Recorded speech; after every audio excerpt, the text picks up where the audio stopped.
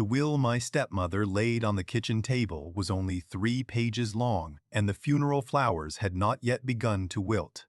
She tapped the signature line and said, "Your father finally corrected his mistake."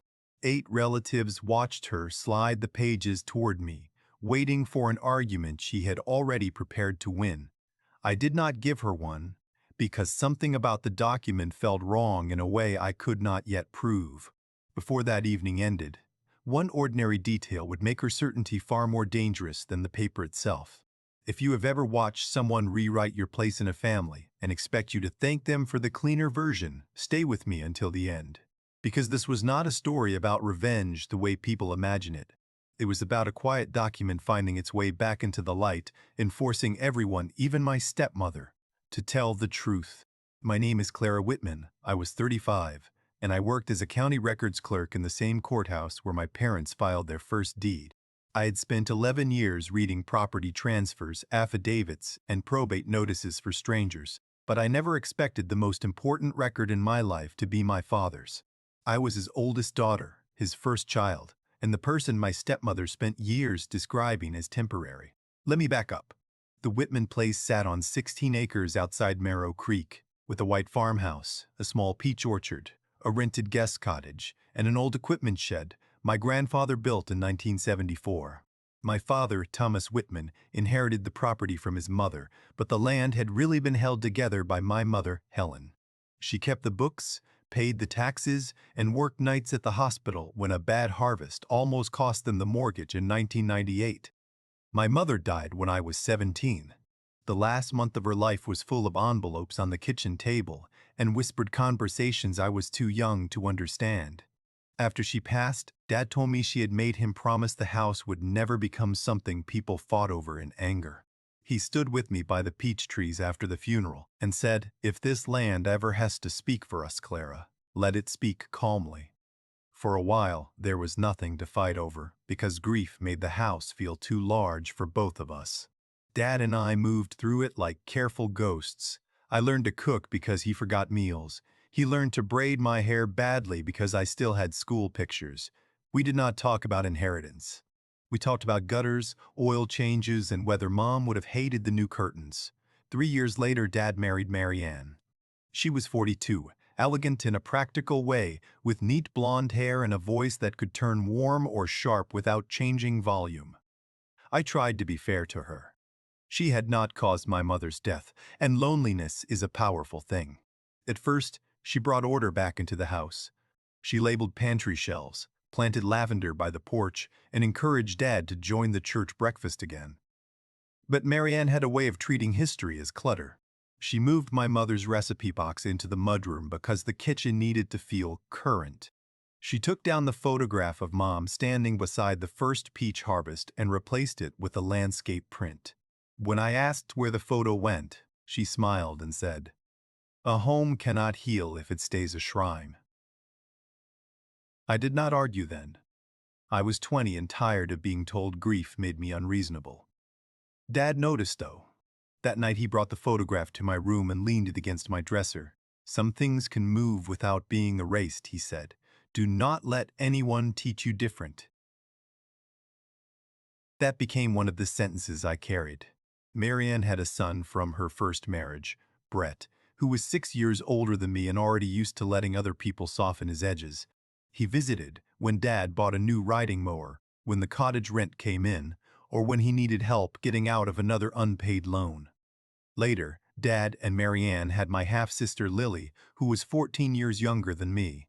Billy was the one reason I kept trying with Marianne longer than I might have otherwise. She was gentle, watchful, and loved Dad with her whole small heart. Dad's estate plan changed in 2016 after his heart surgery. He went to an attorney named Miss Adler and created the Whitman Family Trust. The deed transferred the farmhouse, orchard, cottage, and shed into the trust. His will poured any remaining assets into that trust and named me successor trustee after his death. Marianne received the right to live in the farmhouse for 18 months, plus a cash distribution of $90,000. Billy received a protected education account and a future share of sale proceeds if the property was ever sold. Brett received $15,000, which Dad called a kindness, not an obligation. The part that mattered most was the delayed sale clause.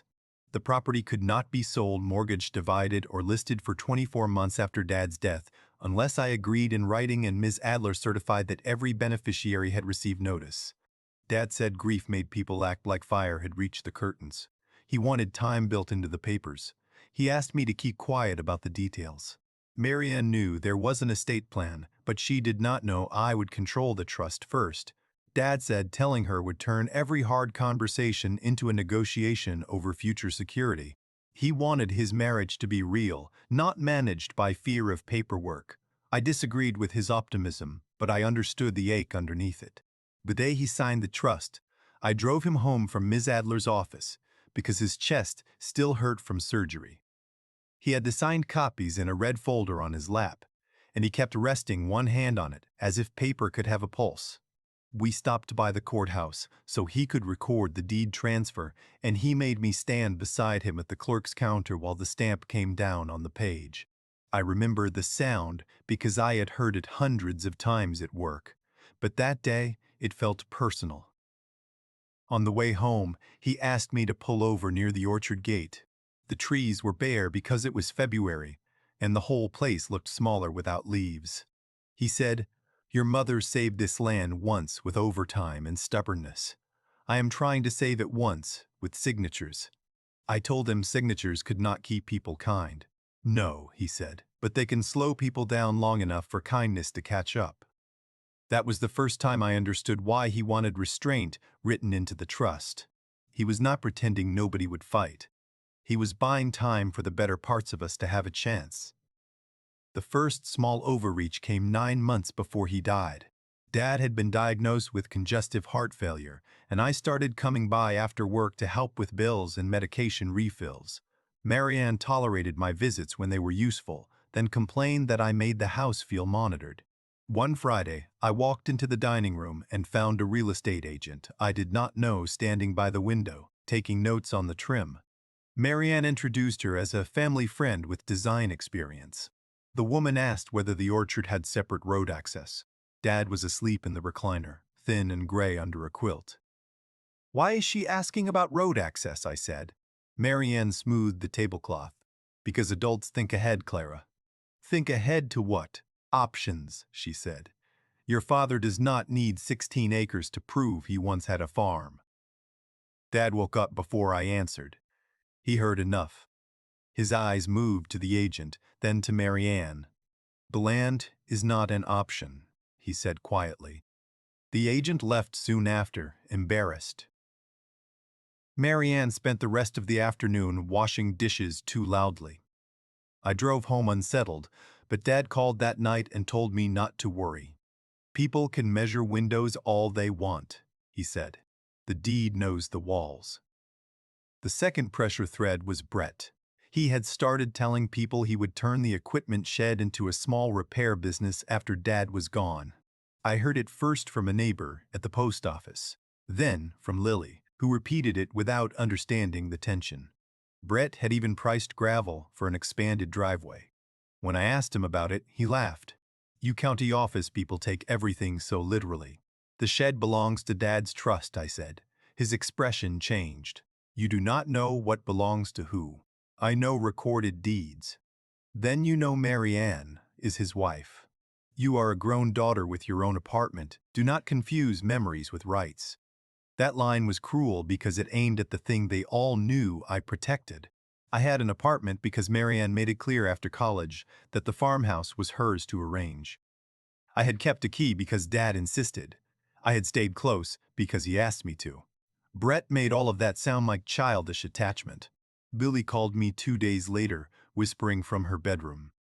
She was 21 by then, a nursing student, and still living at home to save money. "Mom wants me to sign something saying I think the house should stay with her," she said. "What kind of something?" "Just a letter. She says if I do not sign it, you might put us out." I closed my eyes. "Billy, I would never put you out."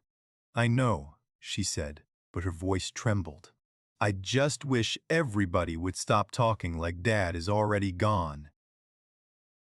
Dad died at 4:26 on a Sunday morning in April. with rain ticking against the bedroom window and Lily asleep in a chair by the wall. Marianne was in the kitchen making coffee she never drank. I was standing beside the bed, holding Dad's hand, when his breathing slowed into silence.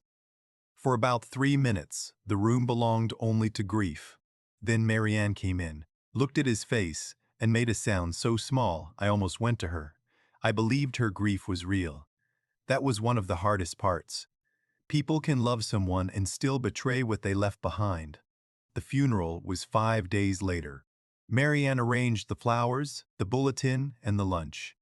She placed herself beside Lily in the front pew and told me the first row was less crowded if we keep it immediate.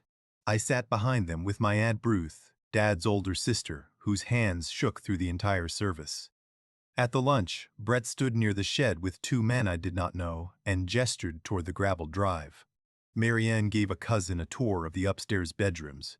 Lily stayed beside the dessert table, pale and silent. Aunt Ruth squeezed my arm and whispered, "Your father hated people walking through rooms before the dead were cold." The official meeting with Ms. Adler was scheduled for the next Thursday at 11 in the morning. She sent notice to me, Marianne, Lily, Brett, Aunt Ruth, and two smaller beneficiaries. Her letter said the original will and trust documents would be reviewed, and all parties should bring any documents they believed relevant. Marianne did not wait. The night before the meeting, she called everyone to the farmhouse. She said she had found a final will in Dad's desk and wanted to prevent surprises. I almost refused to go, but Lily texted me a single sentence. "Please come because Mom is scaring me." So I went. The kitchen smelled like lilies from the funeral arrangements, sweet and heavy. Marianne stood at the island with a cream folder in front of her. Brett leaned against the counter, arms crossed. Aunt Ruth sat near the back door. Lily stood by the sink, twisting a dish towel. Marianne opened the folder and pulled out 3 pages. The paper was bright white, the margins uneven, and the language looked like something copied from a free legal form. I noticed those things because records had trained my eyes before my heart could react. "Your father wanted clarity," Marianne said. "He signed this 6 weeks before he died." I asked why Ms. Adler did not have it. Marianne's face tightened. "Because your father did not want you managing him to that attorney anymore." Brett smiled at me. "Your stepmother rewrote the will because your father asked her to, Clara. Until the real one is found. This is the real one." That was the breaking point, not because the paper frightened me, because Brett said real-like truth could be bullied into changing clothes. Marianne read the new document aloud. It left the farmhouse, land, cottage, accounts, vehicles, and household contents to her outright. Lily would inherit after Marianne's death. Brett would receive the shed and 2 acres immediately. I would receive my mother's cedar chest in recognition of sentimental attachment, and nothing else. When Marianne reached that line, Aunt Ruth made a sound under her breath. Billy looked at me as if she wanted to apologize for words she had not written. Brett watched my face. I said, "This is not Dad's estate plan." Marianne put both hands on the folder. "It is the plan he wanted after he saw how controlling you became." There it was. The word she had been saving. Controlling meant I knew the pharmacy schedule. Controlling meant I know the checkbook when Dad's hand shook. Controlling meant I remembered the attorney's name. She wanted my care to sound like a crime. I thought of Dad by the peach trees, telling me to let the land speak calmly. I thought of him handing me the spare key after Marianne moved my mother's photograph and saying some things could move without being erased. My whole body wanted to defend him, defend myself, defend the years she had turned into accusations. Instead, I picked up my coat. Marianne blinked. "Where are you going?" "To the meeting tomorrow." "You cannot ignore this." "I am not ignoring it," I said. "I am bringing it to the person qualified to read it." That was my quiet decision. I did not call her a liar. I did not snatch the pages from the island. I did not tell Brett that a deed recorded in 2016 would not tremble because he smirked at it. I let the document sit in the room long enough for everyone to see who had produced it and how eagerly they wanted it believed. My legal action was simple. From my car in the driveway, I called Ms. Adler and told her Mary Ann had produced a 3-page document claiming to replace the estate plan. Ms. Adler asked me to photograph it if I could do so without confrontation. Lily quietly sent me pictures 10 minutes later, including the signature page and the witness lines.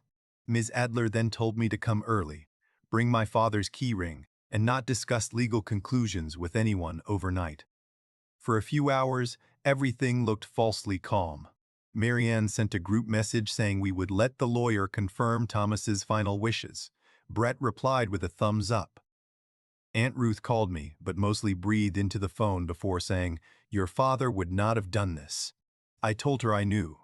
Then the new complication surfaced. At 7:12 the next morning, Lily called crying.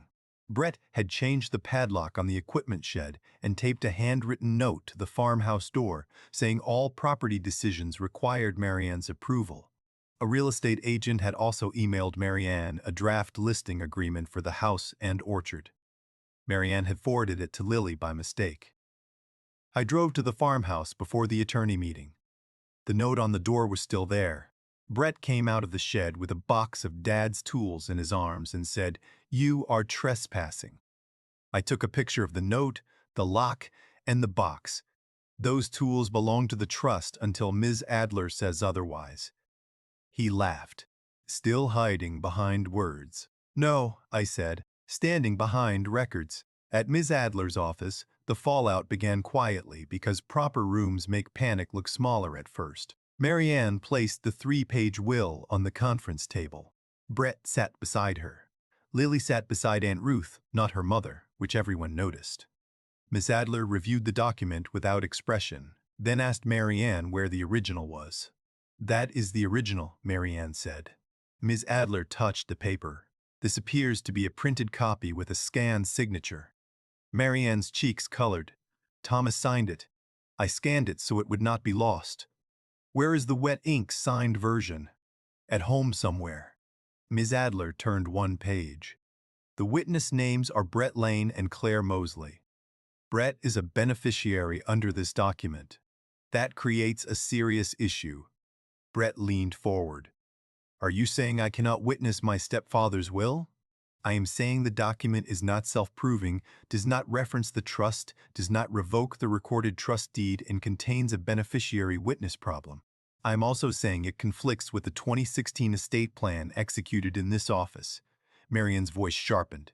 "Thomas changed his mind." "Then we need the original and circumstances of execution," Ms. Adler said. "Until then, nobody removes property, changes locks, lists real estate, or represents ownership." The room went still. Brett looked at me for the first time without a smirk. Lily stared at her hands. Aunt Ruth whispered, "Thank God." Then Ms. Adler asked for Dad's key ring. I handed it over. She separated a small brass key with a paper tag I had never noticed. The tag had only 214 written on it. Ms. Adler looked at it for several seconds, then opened a file drawer and removed an old memo. "Your father maintained a safe deposit box at the county bank," she said. "I prepared a letter for access after death. Clara, as nominated personal representative, you can petition for inventory access today." Mary Ann's face changed. "He closed that box years ago." Ms. Adler looked at her. "Do you have documentation of that?" Mary Ann said nothing. That afternoon, we went to the bank with Ms. Adler's letter, Dad's death certificate, and my identification. A bank officer named Mr. Keller escorted us to a small room with a metal table and a camera in the corner. Mary Ann insisted on coming. Ms. Adler allowed it because transparency would prevent later claims. Lily came too, holding Aunt Ruth's hand. The box slid out of the wall with a dry metallic sound. Inside were savings bonds, my mother's wedding band, a packet of insurance papers, and a sealed brown envelope with Ms. Adler's business card taped to the front. Across the flap, in Dad's handwriting, were the words, "Original will and trust.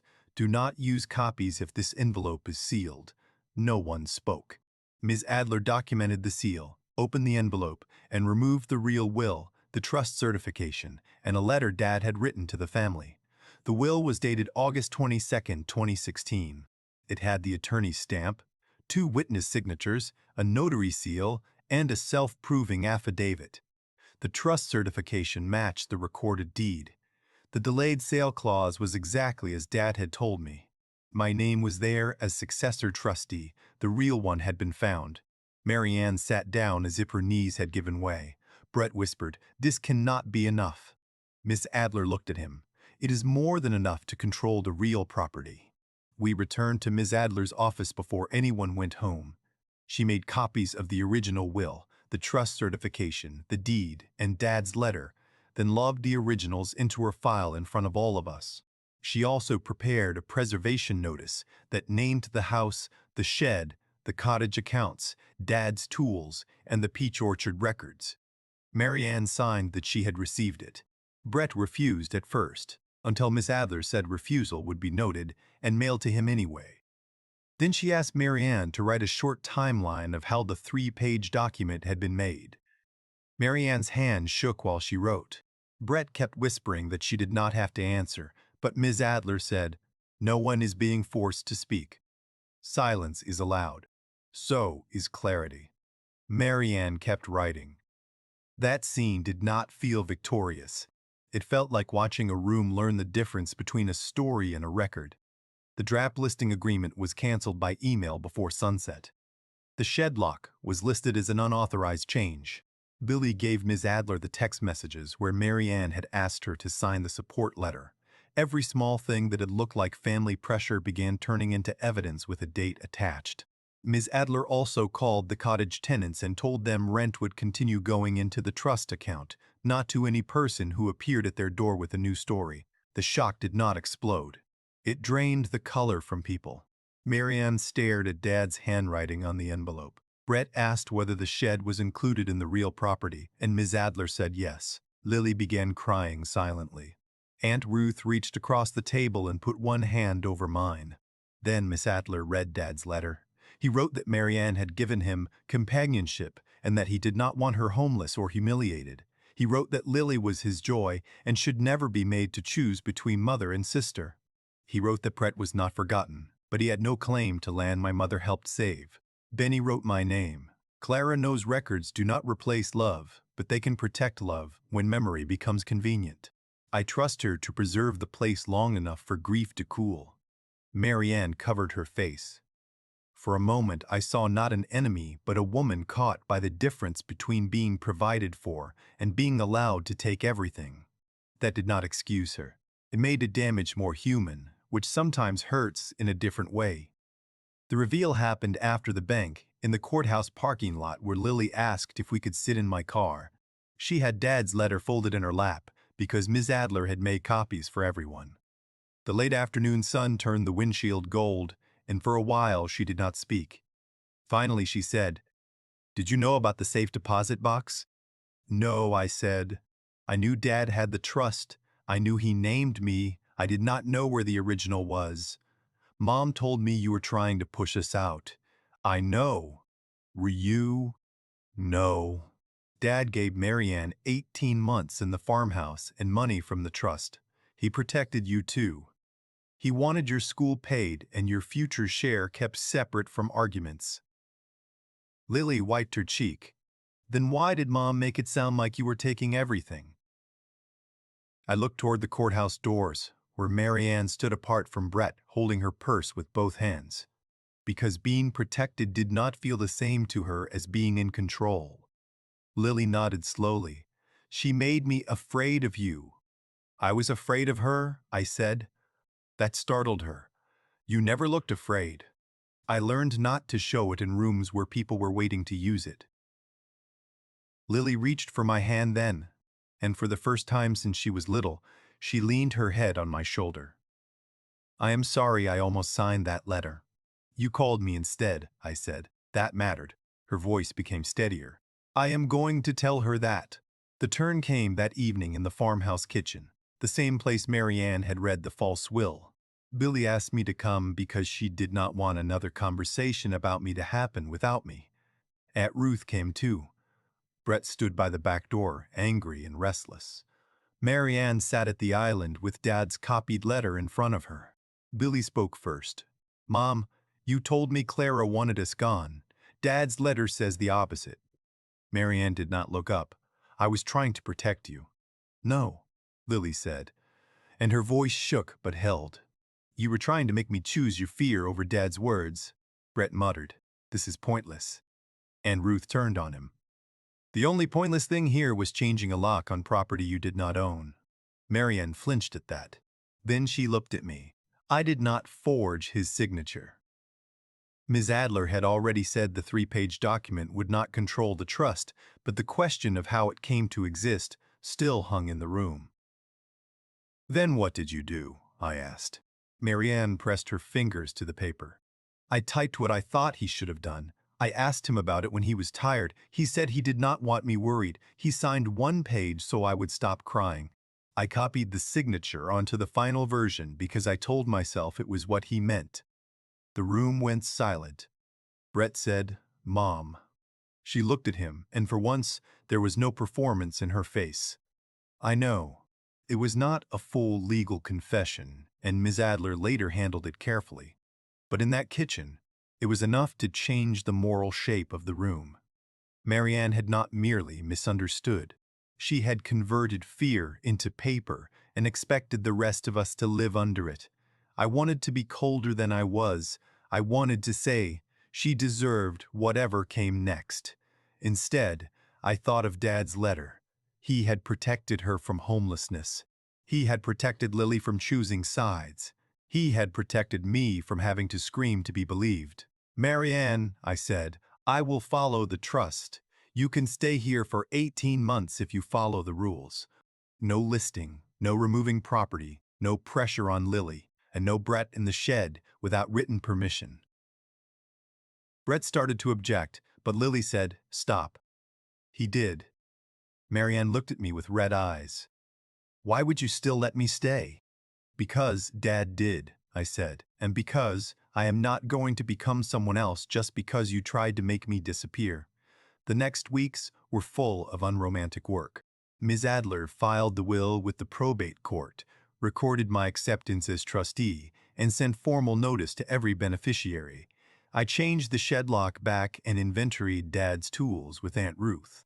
The trust account paid the insurance, taxes, and cottage repairs. Marianne's 3-page document was preserved in the file as evidence, but no one tried to enforce it after Ms. Adler's letter explained the defects. Brett stayed away for 46 days.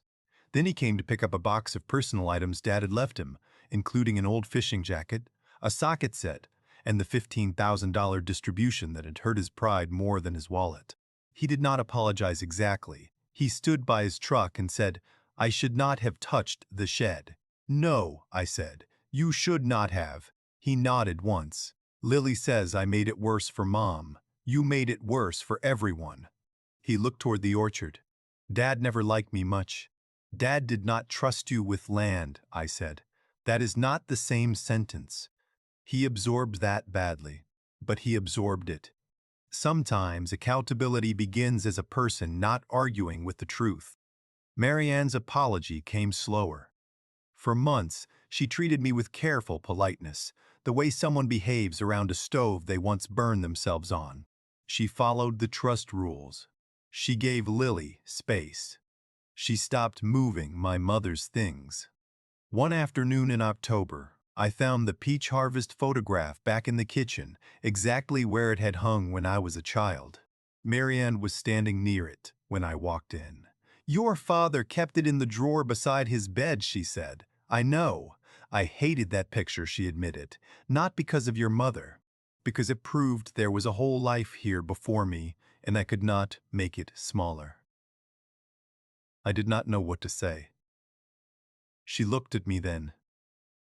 I am sorry I tried.